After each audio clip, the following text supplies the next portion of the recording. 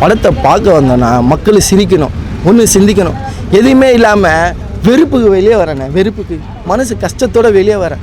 ஒரு 180 ரூபா கொடுத்து ஒரு படத்தை பார்க்க வரோம். இதில் பத்தாவது பைக் பார்க்கிங் 30 ரூபா, 210 ரூபா கொடுத்து நம்ம ஒரு படத்தை பார்க்க வந்தோன்னா நம்ம சிரிக்கணும், இல்லைனா சிந்திக்கணும்.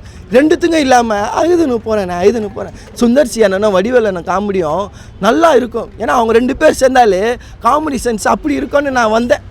ஒரு இடத்துலையோ காமெடி இல்லைண்ணே, எனக்கு மனசு கஷ்டமாக. ஆனால் இந்த படத்தில் ஒரே ஒரு காமெடி சீன் வச்சாங்க, அருமையான ஒரு சீனு. பொண்டாட்டியை கடத்தின்னு போயிடுவாங்க, 1 லட்ச ரூபா கூட அவன் பொண்டாட்டியை தரேன்னு சொல்லுவாங்க. பதிலுக்கு சொன்னாம்பார் தலைவா ஒரு பதில், 2 லட்ச ரூபா தரேன், அவன் பொண்டாட்டி அங்கேயே வச்சிடா நாம்பார் தலைவா. அல்டிமேட் சென்ஸா. ஏன்னா இப்போ பொண்டாட்டிக்கு என்ன பண்ணுறாங்க, தக்காளி வாங்கிவா, காய்கறி வாங்கிவா, வெங்காயம் வாங்கிவா, கறி வாங்கிவான்றாங்க. ஏன்னா வெளியே சுத்த விட மாட்டுறாங்க நம்மளை போல் மக்களை.